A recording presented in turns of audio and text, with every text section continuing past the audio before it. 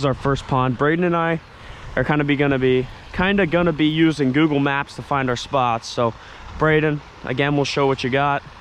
Braden's goal is to catch a bass over 1 pound. He's got a spinner on. I got the jointed swim bait. So we're gonna get fishing. Generally my rule with these lures, you take 1 lap around the pond. If you have luck, great. If you don't, you switch up your lure. When you're bass fishing, it's a good idea to target the sides of, because bass are usually up feeding on bait fish, so it's good to target down the banks. So I would cast down the bank and then bring it back to me. So like this, cast down the bank and then bring it back to me. I think that was weeds. Braden's got a fish. Is it a bass? Yeah, I knew I started off with a good bait. Nice and easy to get numbers. And Braden, what do you got?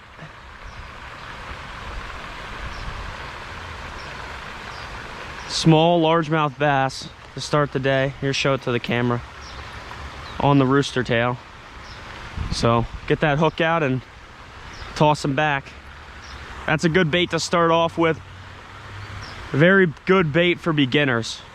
Like I said earlier, the fish you're going to be catching are generally smaller. Show the release for Braden. They're going to be smaller more times than not, but it's a good bait to start off with. If you're wondering if fish are in a pond, a rooster tail does not fail. This bait I have the most confidence in when bass fishing is a Wacky Rig Senko. I just wanted to try out this lure because I thought it looked cool. I'm going to try it out for a little bit.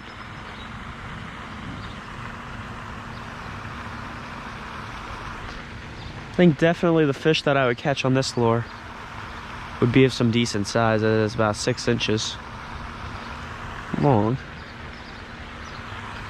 But I don't know how big the fish are in here. Every time I fished here, the bass have been super small.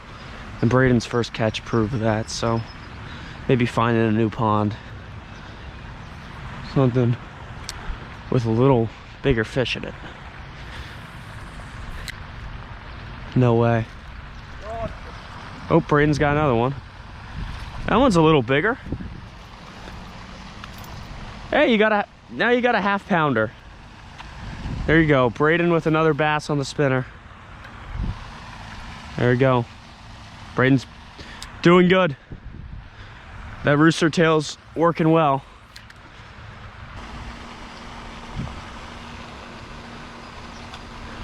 Jesus. Did you have a fish? I don't know if there's a rock or something there. Hey, you set, yeah, you already got the bass fisherman idea down. You set the hook like it was a whale. Almost shot your spinner into my face. I hope that came like right close to the camera. I think it might have got it. I don't know.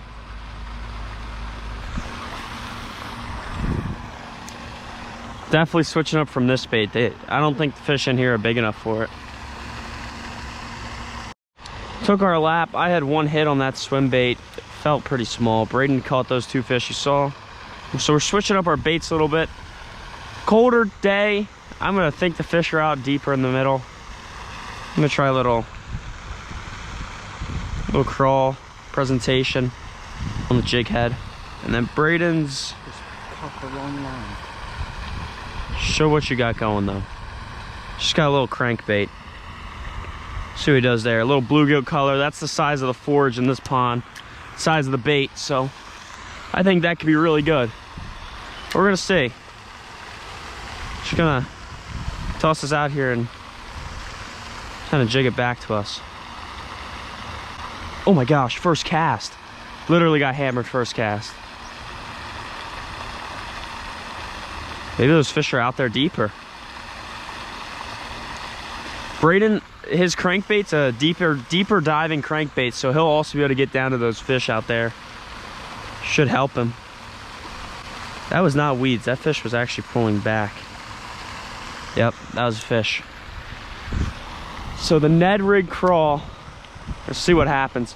This is what I'm doing, throwing it out there. let it sink, and then I'm just gonna fish it like this. Just like you're fishing a bucktail on the surf. Just kind of jigging it back to you. I know if anybody's that's a bass fisherman watching this and I just said fish it like you're jigging a bucktail, they're probably lost out of their mind. But that's my analogy. Classic bass bait going. He's got the Texas Rig Senko, something to get down the bottom. We're gonna get fishing, see what happens. Change that up. His last lure was like, I don't know, I think it was broken or something, but it just wasn't working. So you just try to cast completely over my line? I didn't see you. Oh, what do you mean you didn't see me? I'm standing next to you.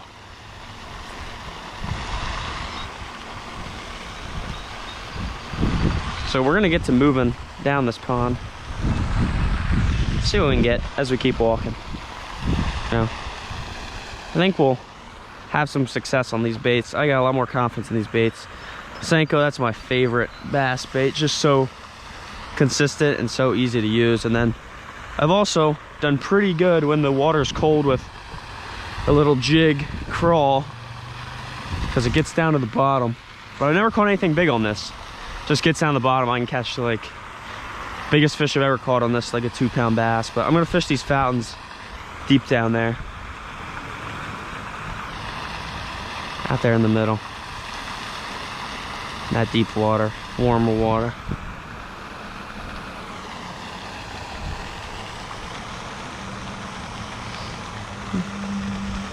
Fishing it real slow. You got a fish? Did you miss him? Oh. Braden thinks he had a little fish. Says it was little. I got one. Are you serious? Is that maybe, Braden, maybe we gotta move ponds, dude. This might just be the size of them in here. That's my first largemouth of the day. He took the crawl. It's like a third of his body. Braden's on now. It seems like the fish are definitely out there in the middle more. How good does he feel? Oh, he got off right there. Do not, if you're just getting into bass fishing, or bass fishing in general, I think it's so overthought. You don't need, I mean, of course, you can use a million different baits. And I guess people say there's days where baits won't work, and I've never not had luck with Wacky Rig Senkos. And you're gonna catch the smaller fish, but you're not gonna eliminate catching big fish. I've caught 6-pound bass on Senkos. So there's no reason not to use them unless you only want to catch that 5-pound fish. But yeah, I'm gonna show you Braden's technique real quick so he can show you how to use this Texas rig. So he's just kind of letting it sit and then just giving it a few pops. And I know that's a bait casting rod on that with a spinning reel, but Braden likes to break rods, so I gave him an ugly stick that I knew he couldn't break. What is wrong with that fish? There we go. Another bass. Braden got him on the Senko. Yeah, nice. Show the camera. There you go. Nice little fish. Fish are really small in this pond. We haven't caught anything bigger than a 1/2 pound. So Braden's just gonna let that one flop back in. So, yeah, we'll see what we get. Actually, there's a fish. Oh, that feels the biggest we've gotten today. It felt bigger than everything else we caught, and it's 3/4 of a pound. Probably a 1/2 pound. That's like the biggest fish we've gotten today. Or similar to the size of the biggest fish. There you go.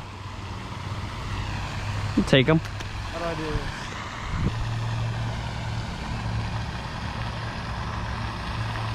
I'm fishing right by this drain. I got a fish. There we go, another dink. Right by that drain, Braden. Yeah, I mean, I've gotten a lot of hits there. He ate the crow.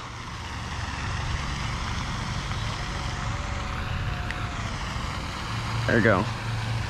Half pounder on half pounder. Braden, oh, the hook set. Did he get him? Did you get him? He says he got him. We found a school of fish wherever we are. And there's another fish of the exact same size.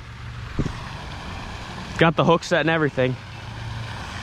So we're at a pond I have a lot of confidence in, a little farm pond around my house. Probably my best bass pond. So Braden and I gonna get after it using the same baits. I'm using the Ned rig. He's using the Texas rig. Let's see what we can do. Braden, you gotta fish it a little faster here with how much. Oh, you got one? I guess maybe you don't have to fish it fast. This guy's he's a better fisherman than me. Yeah, come to a new spot. We're still catching half-pound fish. I just flip it up. Yeah. That's about 3/4 of a pound, that bass. And I told you guys, Braden doesn't bass fish. So this is his personal best bass. And that's about, yeah, he's a pound. You got your goal, now you gotta get a 2-pounder. There you go. Nice fish. I'm throwing on a weedless bait because this is a weed-ridden pond.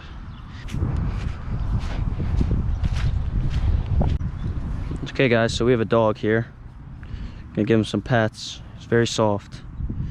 Nice puppy. Well, just make sure you keep the hooks away, but I don't know, he's just chilling. He's hanging out.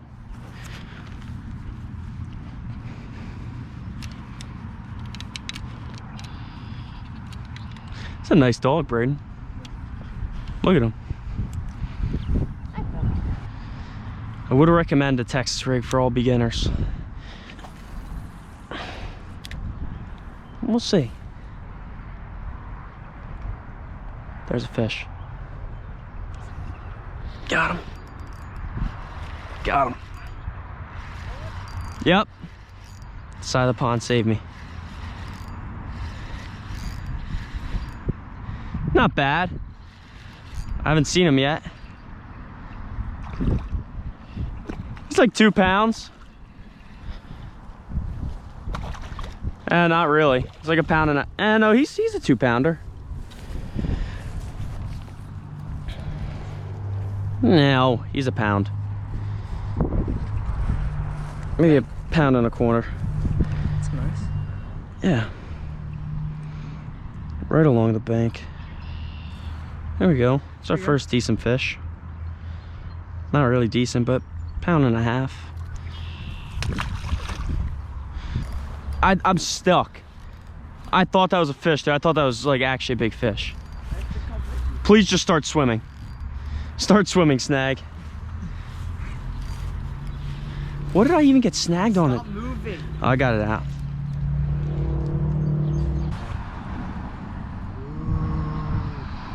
All right, guys.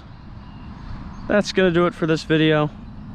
We caught a lot of small fish. Not a great day fishing, but quantity was there. Quality, not so much. Still not a terrible day on the water. So, hope you guys enjoyed. Even if it was just a dink fest, it was just see what we could do. So, all right. Probably gonna get McDonald's ahead of the first spot. See what, just catch a bunch of half-pounders. So, all right, I'll see you guys later. Hope you guys enjoyed. Peace.